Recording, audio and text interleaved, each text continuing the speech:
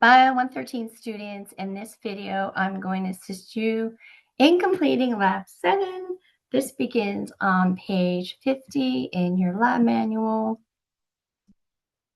Just share my screen. Here we go.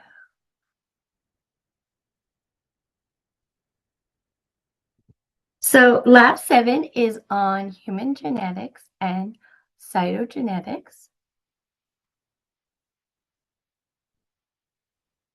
Here are some terms used in human genetics that you should have covered all of these in lecture, but maybe just take a few minutes to go through and review.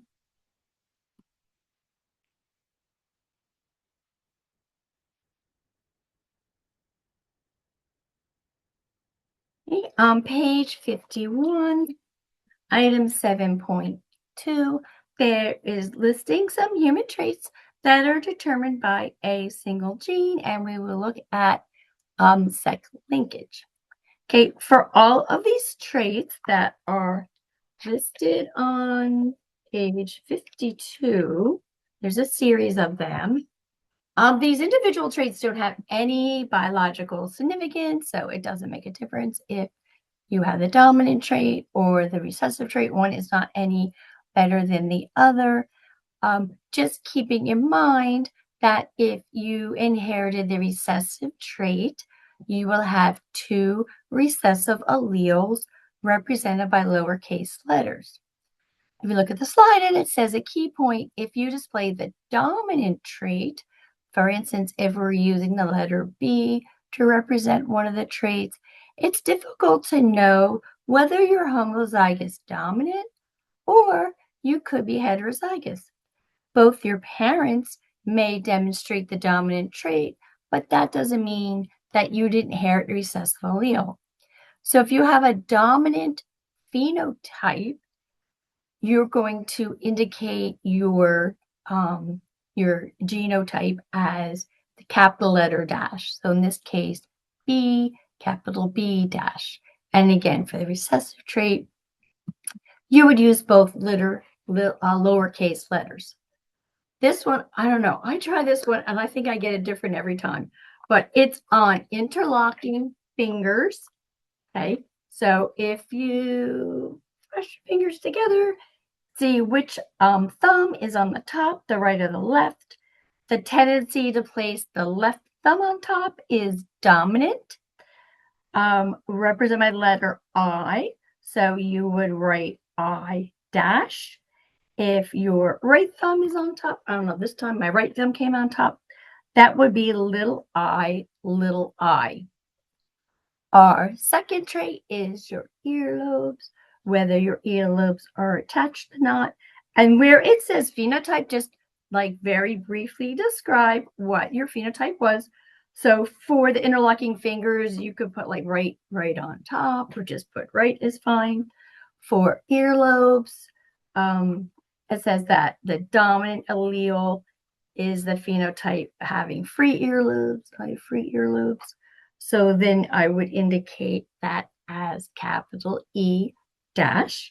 If you have attached earlobes, that'll be little e, little e. Our next trait is widow's peak, whether your hairline kind of comes down to a point. And if it does, that would be the dominant allele.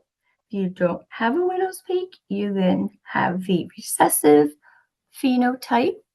I used to use Eddie Munster as my example, but nobody knows who Eddie Munster is anymore because that was a very old television show. Now I kind of go with the Kardashians.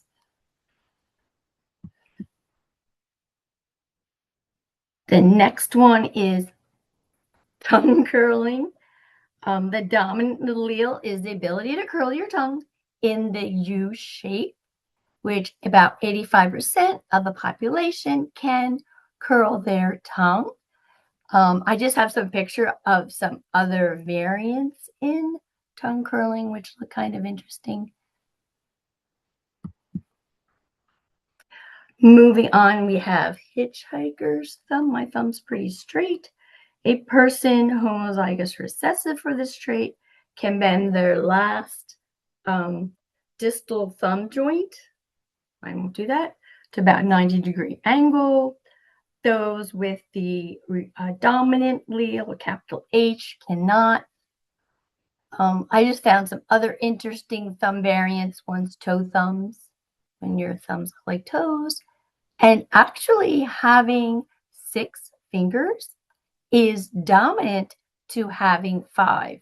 I always think that one's interesting because just because a particular allele is dominant doesn't necessarily mean it's more prevalent in a population.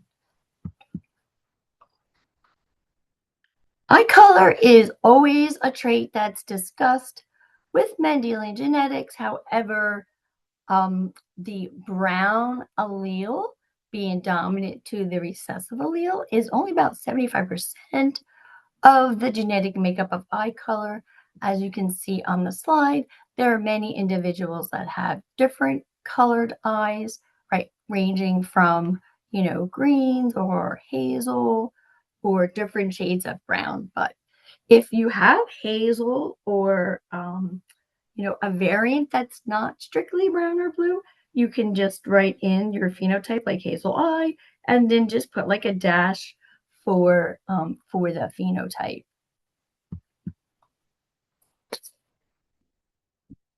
This is something that I'm going to mention that you don't need to worry about because this is something that we would taste in labs. So obviously that's not available. But there is this kind of bitter chemical called PTC, right? You can leave it blank on your lab manual. I just thought it was interesting to discuss this. If the dominant allele gives you ability to taste these little paper strips as being somewhat bitter. If you don't taste anything at all, that's represented by the recessive allele. But what I thought was interesting, one semester, I had students saying, oh, I don't taste anything. Oh, this taste is horrible. It's really bitter. But then I had I had some students that were like, well, it's bitter, but it's really not that bad. And as it turns out, if you are heterozygous, you have half the PTC receptors on your tongue. So it has a much milder taste. So that was something interesting that came up a semester or 2 ago, that there is some variation if you are heterozygous. Again, just leave this one blank. We don't have little strips for you to taste. You really want to taste them so badly, let us know. We do have them in the lab. So traits that are sex linkage, and in lecture and in lab, we're discussing X-linked recessive alleles, and an example would be color blindness. So females being XX have 2 alleles for this trait, and males being XY only have 1 allele since the gene is only found on the X. I will post a link to the Ishihara test for color blindness, and then you can go through this link and it will tell you whether you are colorblind or not. Right? So again, when representing the alleles, it's important in this case to keep track if an individual is XX or XY, since the allele is only found on the X chromosome. Right? So we have the capital D for normal allele, normal vision, and then a lowercase for color blindness. So you can indicate initially, this is on page 53, go through the color blindness test or the little video. Are you colorblind? Right, yes or no. And then what is your probable genotype? If you are a female, you may not be sure, because for the female genotypes, you could have normal vision, or you could be a carrier for color blindness. Let's just stop and think of this for a minute. If you are a carrier for color blindness, that means you receive this recessive allele from one of your parents. So it could be your mother or it could be your father. If you know that your father is colorblind, which is a little different than lack of interest in clothing. But if you know your father is colorblind, then that would indicate that you did receive that recessive allele from your father. If you are a female and are colorblind, which is a little bit more on the rare side, because that means that your father was colorblind and your mother was a carrier or colorblindness or perhaps colorblind herself. Looking at the man. So again, if you're not really sure you don't have any colorblind siblings or your father's not colorblind, it says probable genotype. Just put in, if you're, you could put in X capital D, X lowercase d, or X capital D, X capital D, if you're really not sure. The male genotypes are a little bit more straightforward. Either you're male, you either have normal vision or you are colorblind.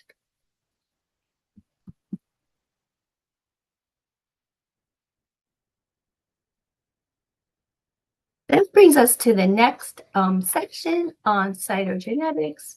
So just a bit of review. Humans, we have 22 pairs of autosomes that code for most of our traits and 1 pair of sex chromosomes. A karyotype is a visual representation of an individual's chromosomes. And this could be used to look for chromosomal abnormalities. It does not going to detect like gene abnormalities. For instance, if somebody has cystic fibrosis, but it can look for gross chromosomal abnormalities. So the designation that is used to indicate the number of total chromosomes present in the following karyotypes, which I have on this PowerPoint, comma, sex chromosomes is the individual XX or XY. And then if there is an abnormality, that would be listed next. So if somebody, for instance, I'm trying to pick one that I know we're not covering. So if an individual, for instance, had Down syndrome, which is trisomy 21, you would write 47. That would be additional chromosome, comma, say the individual is a male, XY, comma, and then 21 plus, meaning that's where the addition is. The way this occurs is that either a sperm or an egg ends up with an extra chromosome, and this is due to a failure of chromosomes to properly separate during the formation of sperm or egg cells. There's actually 2 stages in the process where this can possibly occur, and collectively refer to this as non-disjunction. So the chromosomes are supposed to separate equally so that each sperm or egg cell has 23 chromosomes, but in this case, they don't separate or they don't disjoin, and you end up with this type of abnormality.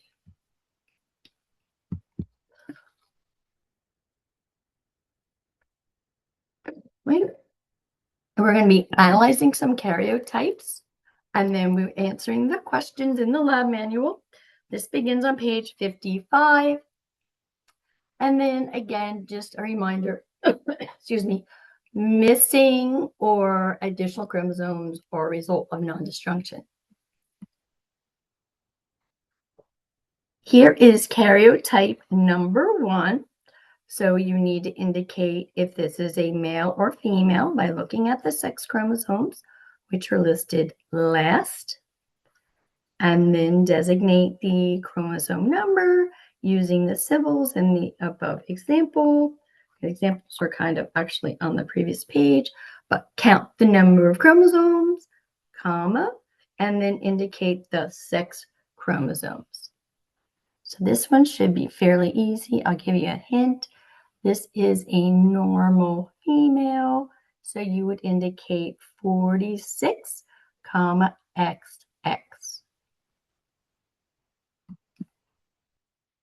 For karyotype number 2, this also gives some clinical information concerning the individual. This newborn child was seen in neonatal ICU. The defects included cleft lip and palate, non-functional eyes, polydactyly of the hands, that means additional fingers, and heart defects. So it's asking you to look at the sex chromosomes. Is it male or female? Count the total number of chromosomes present.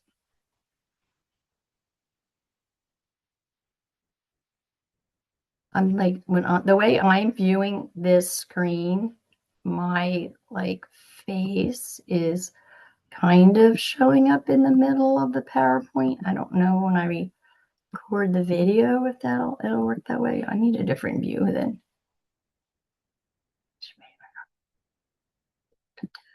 Going back to tab, I don't know, this works differently than if I use the computer. The computer's on campus, so I'm hopefully not, my face is not covering the entire screen. Oop, there we go. Let's make myself really tiny in the corner. Okay, sorry about that. I didn't want if my face is covering the karyotype, you're not going to be able to read it correctly. All right, so back to karyotype number 2. Count the number of chromosomes. Indicate that. Designate the karyotype using the same symbols that we've been discussing. So write total number, comma, sex chromosomes, and if there's an additional chromosome, then you would write, that number plus, or I've seen it plus and then that number. So that indicates where the abnormality is. How could this abnormality occur? So remember, additional chromosomes or missing chromosomes are a result of non-disjunction. So I'll help you out with that one. Okay, we have karyotype number 3. Here are some clinical manifestations. The mother of this 11-year-old patient stated her child's always been a little behind in subjects requiring language skills. The patient's teachers have commented that she is often inattentive and hyperactive. The patient is in the 85th percentile for height, 45th percentile for weight. So kind of like tall and thin, I guess. Right. So indicate if the individual is a male or a female. Some of these get a little tricky. When talking about sex chromosome abnormalities, kind of the rule is if an individual just has one Y, they're a guy. That's the easiest way to remember it. There are some chromosomal abnormalities that include additional X's or additional Y's, okay? But regardless of the number of X's present or the number of Y's present, having one Y makes genetically the individual a male, okay? How many total chromosomes does this individual exhibit? Again, using the karyotype, write the designation that would follow, which is total number of chromosomes, comma, what the sex of the individual is, and then if there is any additional chromosomes present, that will be indicated there. And all right, this is a question we'll kind of, without giving everything away, have a little discussion about. Why must the abnormality be a result of non-disjunction occurring in a sperm cell? Think of females being XX. All their oocytes or eggs produced can only have an X chromosome. What potential sex chromosomes could a sperm contain? That should be the hint for that answer. They're chopping a tree down next door. It fell over during a snowstorm. So if you hear zzz in the background. All right, for this one, don't like the fact that the chromosomes are a little kind of curly and they're not misformed. It's just this is what they might look like microscopically. This is karyotype number 4 at the bottom of page 55. So this 10-year-old patient demonstrated poor academic performance, often experienced low self-esteem. There are often no physical manifestations seen on the patient other than being the 80th percentile for height with an occipital frontal head circumference in the 30th percentile. right? So they have a small head, basically, that's saying proportional to their body. Indicate male or female. What type of chromosome abnormality is shown? Oh, and I think I skipped this for a couple of these, maybe. Make sure if when they're asking that question, I apologize for this. This would relate to whether it's a monosomy, which means they are lacking a chromosome, or a trisomy means they have an additional chromosome. So anytime an individual has 47 chromosomes, that would be a trisomy. There is 3 of one chromosomal pair. Okay. Total number of chromosomes. Again, designate the karyotype using the appropriate symbols. And then everybody should know the answer by now. How could this abnormality occur? That one kind of collective term that defines when an individual has, it's at the top of page 55, right? Which means that there is failure of chromosomes to properly separate. Okay, moving on. Right. So the next activity is using genetic crosses to analyze stickleback traits. I will put a link to this video before, just to give an overview. It goes through these particular fish called stickleback fish, and there's two variants or 2 phenotypes that have been formed in a variety of locations: Scotland, Ireland, British Columbia, and Alaska. So these are marine fish, which means they live in the ocean, but they spawn in fresh water.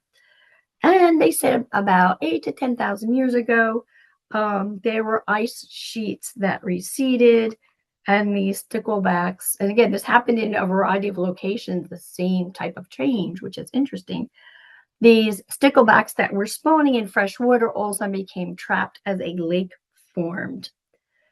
And the stickleback trait that we want to discuss is the presence or absence of pelvic spines, which is like bony armor that is found primarily on the bottom part or the pelvis of the fish. Sticklebacks living in the ocean, the bony armor is very protective. It's kind of easy for fish to get bigger fish, predators, I should say, to get the sticklebacks in their mouth, but then the fish kind of sticks up this bony armor, makes them very difficult to swallow. However, living in fresh water where there aren't typically larger fish that are eating them, having the pelvic spines is a disadvantage, because dragonfly larvae actually gives them a kind of a place to grab onto the stickleback and eat it like it's a lollipop. So they found that in these areas, if they looked through fossilized remains, you had marine fish got trapped in the lake. Over a period of time, they evolved to not have spines. So it went from having spines to not having spines as this environment changed. There's the fish cards that you need to look at are found in the files linked below. This is showing you what the spine looks like. All right, to me, if you look at the picture at the bottom, it looks kind of like a W lying on its side. That's the way to identify a pelvic spine. Okay, so make sure you watch the evolution video. That will give you some hints. All right, now the numbering on this might be like a little funky. All right, so right here, everybody watch the video. Right, jump back in, top of page 57. All right, so we know we have spines and we know we have lack of spines. Okay, so I'll give you some hints. And I just kind of just mentioned this, so I'll just kind of give you the answer to this one. That's fine.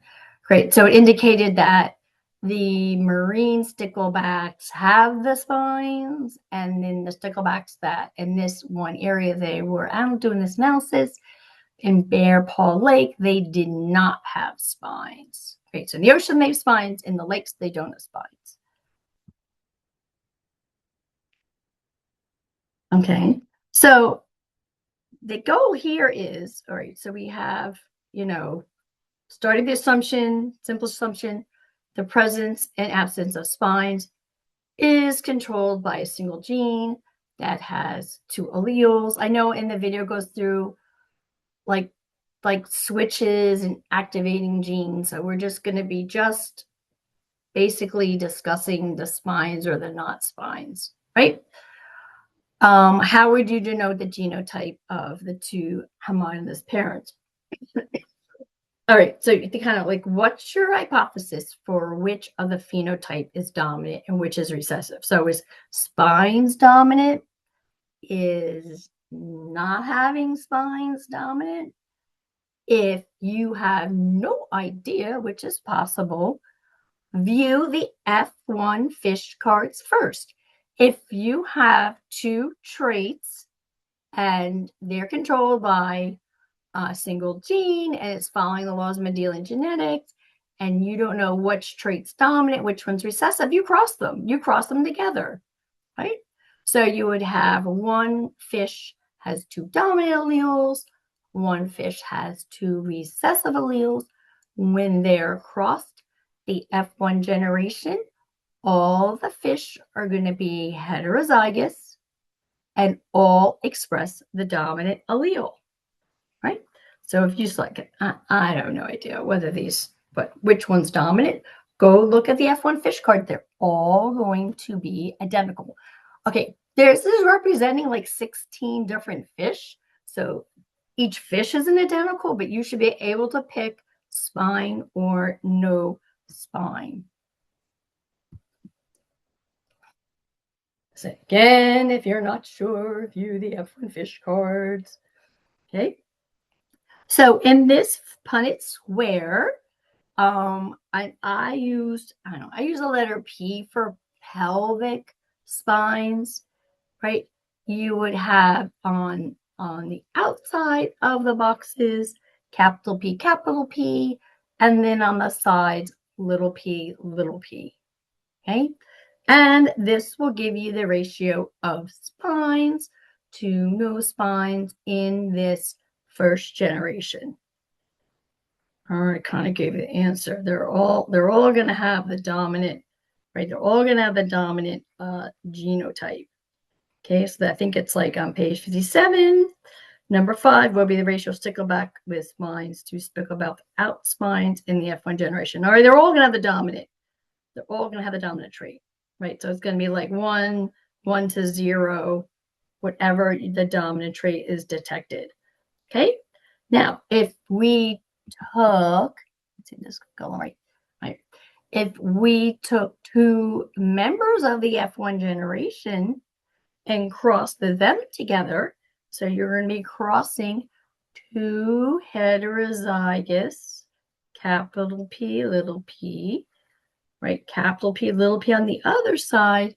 What's the ratio of pelvic spines to stickleback without pelvic spines in the F2 generation, right? So in lecture, we really only covered 2 genetic ratios. One is the 1-to-1 ratio when you cross a heterozygous individual and one that's homozygous recessive. Okay, the other ratio that we saw with Mendel's peas, whether they had purple or white flowers or yellow or green coloration to the actual peas, is 3-to-1. So whenever you cross two heterozygous individuals, the ratio of dominant to recessive is going to be 3-to-1. A lot of hints here. Okay. There are 40 F2 generation cards linked in the file below. Approximately how many would you expect to have pelvic spines and how many to lack spines, right? So if it's a 3-to-1 ratio and you have 40 fish specimens, you would expect 30 to 10, but there might be a little bit of variation. So your actual value might be like 2911, and that would be perfectly fine, okay? So the ratio of fish with pelvic spines to fish without pelvic spines in the F1 generation was 3-to-1. And the ratio, I'm sorry, right, fish to, all right, in the F1 generation, they're all dominant. In the F2 generation, then it would be, I got to go back again. All right, it's 3-to-1 ratio, but it's going to be about 30-10 for the F2 cards, right? So look through the F2 generation cards. You should get something close to 30-10. I'm going to give you a hint. It's not exactly 30-10. So see if you can get something close. Okay, and then you have your table to fill out. I know the numbers on this, let me go back 1 second. The numbers on this is a little like funky, right? So we said below the chart, right? The first one's all dominant. That's number 4 on page 58. Number 5, we said, is 3-to-1. So hopefully you get something close to 3-to-1 ratio when you look at all 40 cards. And so these questions are a little complicated, but it's okay. Do these results support the hypothesis that the presence or absence of a pelvic spine is controlled by a single gene, right?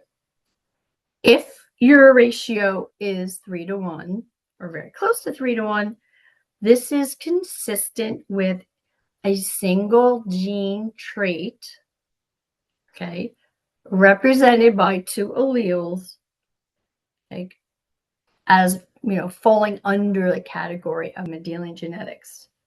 All right, can I say that a little bit more, like a little shorter? Say if you could just say ratio consistent with single gene traits in Mendelian genetics. Okay. According to these results, all right, by now you should be able to know which phenotype is dominant and which phenotype is recessive.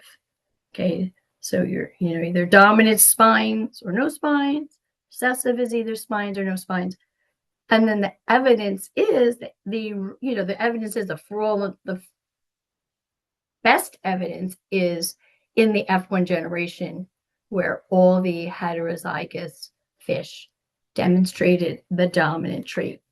All right. So I hope that is really helpful, and that, kind of assists everyone in getting this down, and that it doesn't, let me stop sharing. Trying to come back.